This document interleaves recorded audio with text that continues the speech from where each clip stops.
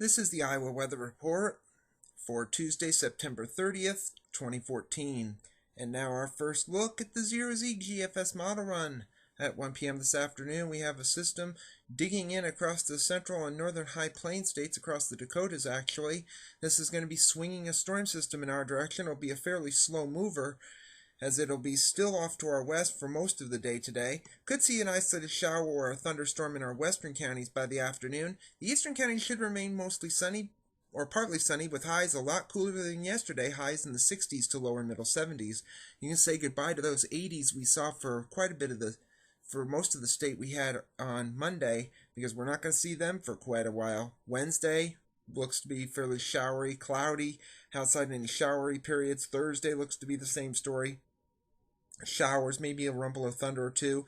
So the first low pressure system moves well up to our north over Hudson Bay. New low forms on the slow advancing cold front, and that sweeps northeastward and starts to bomb out over the northern shores of Lake Superior, east of Thunder Bay, Ontario. This is going to drag in a lot of cold air across the state, especially Friday. Highs may struggle to get out of the 50s on Friday as skies begin to slowly clear. The weekend, though, at least for Saturday, looks fairly quiet. Bit breezy to begin, and then it calms down with highs mainly in the 60s across the state for Saturday.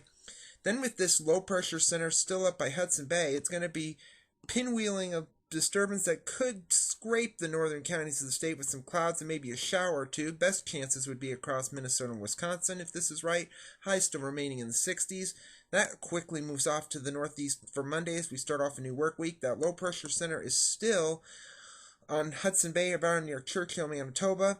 That's going to keep the northwesterly flow out of Canada going, and it's going to keep this cool pattern going. You can still see that big upper level feature over northern Manitoba, Saskatchewan, the Nunavut province back into Hudson Bay. It's not the polar vortex, we'll say that right now, but it is a vortex nonetheless that's going to keep bringing cooler air, more fall-like air into the country, and could bring some disturbances around the base of this trough over the northern tier as we move further into next week.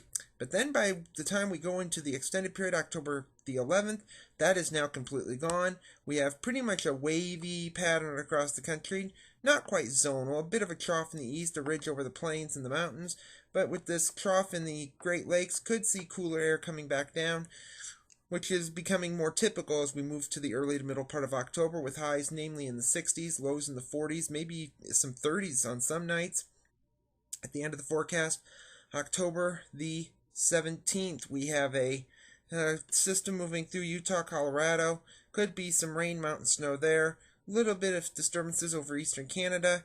You can see the winds are beginning to come back out of the south. This is going to bring warm air back. Could see highs back around the 70-degree mark if this is right. But this is still more than 2 weeks out, and this could be completely gone on the next run.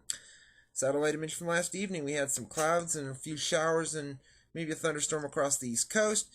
Frontal system draped across the Great Lakes that moved through yesterday, and the next pinwheeling system over the plains that'll be slowly moving in our direction. See the watch warning map from last evening. We had some flash flood watches across the western parts of South Dakota and the Nebraska Panhandle, also across eastern Florida, some fog advisories in the east, and a little bit of wintry weather in southern Colorado.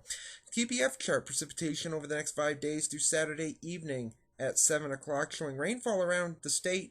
Could be between about a half to maybe 1 or 2 inches of rain. The heaviest would be across southern Iowa. The heaviest across the country looks to be around Kansas City, where they could see 3+ inches.